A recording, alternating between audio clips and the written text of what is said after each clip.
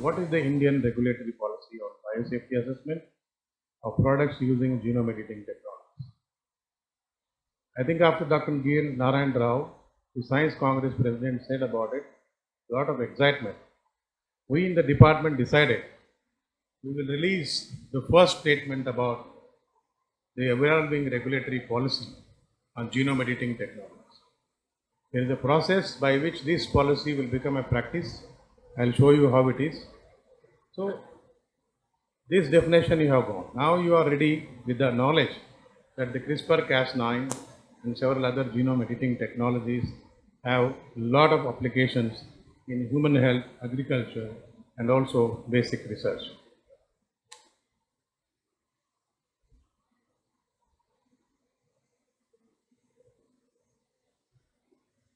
So in a normal course, you might have heard already genetic engineering, the BT cotton.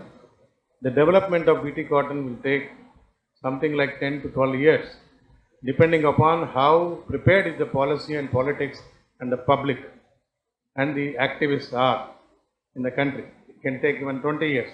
There are countries which have not even adapted the technology.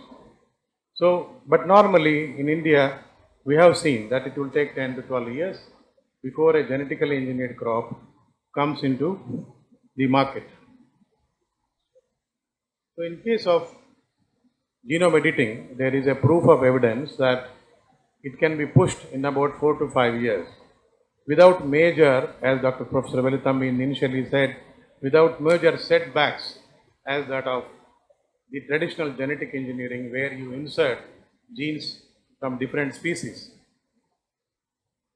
So these examples have also been told to you that one of the examples, which is non-browning mushroom, has been approved by USDA, that it is not regulated.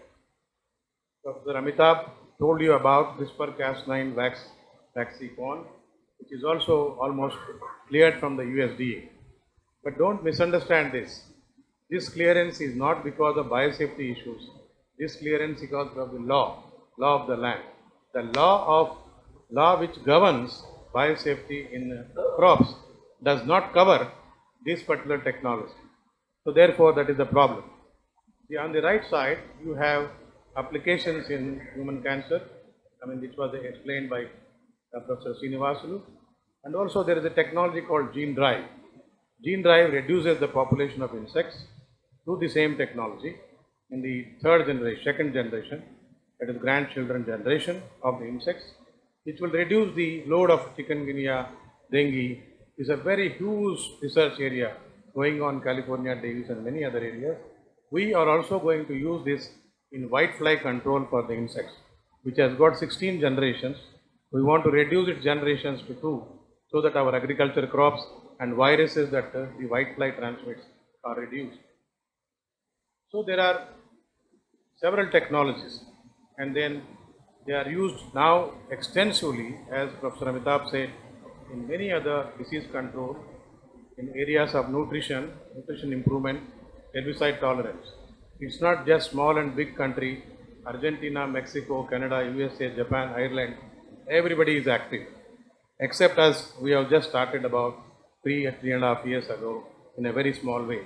Apple, canola, cassava, cereal grains, papaya, tomato, maize, all of them are being employed in improving through CRISPR-Cas9 in agriculture, because there are no major ethical issues in this compared to the humans applications. Then all types of organizations are also involved. And there is also technology where if you have a citrus, somebody who knows rootstock and scion in the grafting technology, the rootstock can be made into a transgenic and the top one can be the normal one, so that you reduce the root diseases. There are many applications in Europe. We are working on stone fruits and fruits to use CRISPR-Cas9, particularly in the bottom part of the rootstock, to prevent diseases on the soil. Now, how these are regulated? The whole globe is thinking. The technology became so fast, the policy and law is very slow. So, because law means politicians, parliament and all that. So, everybody is thinking how to regulate.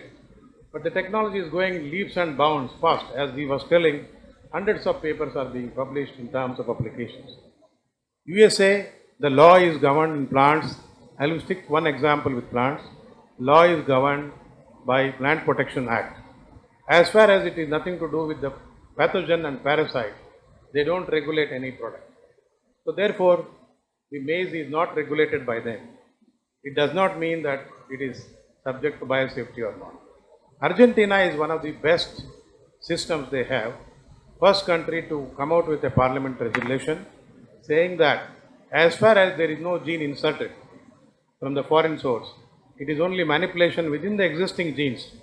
अगर घर में ठीक कर रहे हैं, घर ठीक कर रहे हैं, तो कोई चिंता नहीं. घर के बाहर से कोई आ रहा है तो फिर cautiously रहना है. So this is the policy of Argentina, and they are going in ornamentals on a very big way, changing the colors of ornamental plants. New Zealand says we have already Act for biosafety of genetic engineering. We can use that act to do the regulation. What about India? India has been regulating all the genetically engineered products under Environmental Protection Act, Rules 1999, with a system called Institutional Biosafety Committees at the institutions. There are 700 of them, and Review Committee for Genetic Manipulation serviced by DBT, which does the scientific risk assessment with 37 experts in different disciplines, and then Genetic Engineering Appraisal Committee, where Professor Velitambi is a co-chair also in the Ministry of Environment, to look at the biosafety aspects of all genetically engineered products. In fact, mustard is one case which is in the final stages of discussion whether it could be approved or not. But we have a problem in our law. In 1989, our law defines that genetic engineering is in such a big terms. It includes everything on the earth. Deletion, mutation, addition, insertion, so everything is included. So if our law of the land says that everything should be regulated, whether it is a by process, mind you, whatever my experts say, for a regulator, the genome editing technology is a genetic engineering in the beginning. Then the product has no foreign gene does not mean we don't regulate under our law. So the process is regulated in India. Product is regulated in India. Product thereof is also regulated. So there are 3 steps of regulation by various laws.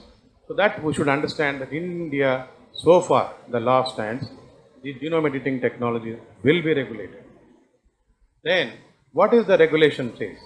The regulatory principles are, first you should have a thorough molecular characterization, you do food safety, there is a huge food safety guidelines developed by ICMR and Ministry of Health and Codex Alimentaris, FAO, WHO and other things. Then you have environmental safety. India has come out with the environmental risk assessment document, risk categories. You can see in the MOEF website to get these documents. Now you have, these are the range of tests if a normal genetic engineering plant, like a BT brinjal or mustard or BT cotton, they have to generate data for about 7-8 years on the entire parameter. There may be something like 37, 38 parameters. It will take something like 10 crores to 5 crores investment to do that biosafety data. It is worse than drugs. Drugs is expensive because of the clinical trials, but drugs are not expensive because of biosafety tests. But the genetically engineered plants require minimum 5 to 10 crores to generate the data. So after the biosafety data, all the halla gulla with public perception, everything takes place. So it is a very expensive proposition in genetic engineering. Now these are the environmental risk guidelines. Whether these environmental risk assessment guidelines apply to genome edited projects is one of the questions. All the guidelines that we have so far for safety assessment are based on inserted gene.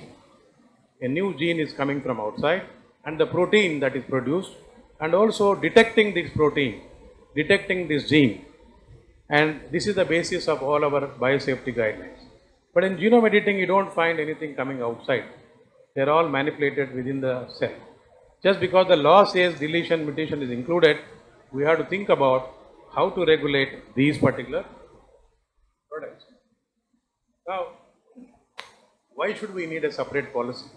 When we have already a law, apply them. This is the reason why we have to have a separate policy, because in very rare cases it has got an inserted gene, and otherwise it is indistinguishable, as everybody was using the normal product and the genetically engineered product cannot be distinguished even with the best of the detection techniques. You can at the most do genome sequencing, what you will find some small deletion somewhere is very difficult. So they are almost twins, they are twins. Genome edited, genome non-edited product are more or less highly resemblant is there. It is impossible unless you get a very precision detection technique. And it is not necessary because there is nothing foreign coming from the other sources. And this is the reason why we have to think of when it is not regulated. There are countries where laws are regulated. For example, in our country, the law regulates. In Europe, this is a process is regulated. In Argentina, the product is regulated. So therefore, when the trade happens, when we export or import, then there is a problem. Some people say it is genetically engineered, some people will say it is regulated, somebody will say no biosafety. So the whole trade will get disturbed. So there are the reasons why every country should have a policy. There is no global policy that can be, there is no consensus. Now we are trying to make a policy which does not include the traditional genetic engineering technologies, which does not include foreign proteins, which does not include natural mutations, chemicals, radiation mutations. It is exclusively for genome editing technologies. In so far as humans is concerned, Professor Srinivasulu rightly said, you have to use embryonic stem cells. Embryonic stem cells themselves are very banned activity in many countries. There is a huge map showing almost every country is banned, including US. So the one way is to go to somatic cells. He explained that you can go to somatic cells. Then ICMR has controlled the ethical guidelines. In the ethical guidelines, India also does not allow any genetic manipulation of the germline genetic manipulation. But now they have come out with 2016 guidelines for the somatic cell-based embryonic stem cell lines. The guidelines are on the website. Anybody who want to comment can comment on that, whether it is allowed or not. The other country is UK, which came out with a legislation because they have to use this technology at a very last moment with 2 days of ethical committee debates to see that whether genome editing can be used to cure a genetic disorder in a patient, and they did it, they demonstrated. But later they came out with a law which is basically mitochondrial. Now, how this recombinant technology overcomes shortcoming of earlier technologies, uses relatively simple concept, precision and correction is there, very precise technology, prevents any cell toxicity, offering perfect reproducibility, do not contain flanking factor. There are, if you think of the normal genetic engineering, you have a flanking sequences, you have a promoter, you have this, that. So, sab masala hota hai. Usme yes nahi, there is nothing here. You just take out something. So, it is editing. Really, if you understand how do you edit, delete, in the computer, it is just like that, editing a particular sequence, particular gene, particular nucleotide like that. So, therefore, there are of course 3 different types we classify for regulatory purposes. SDN1, where there are very little problem of off-target effects. I will not go into details. SDN2, these are nucleases where these effects are 1 or 2 few nucleotides are disturbed, and these are not having any major modifications.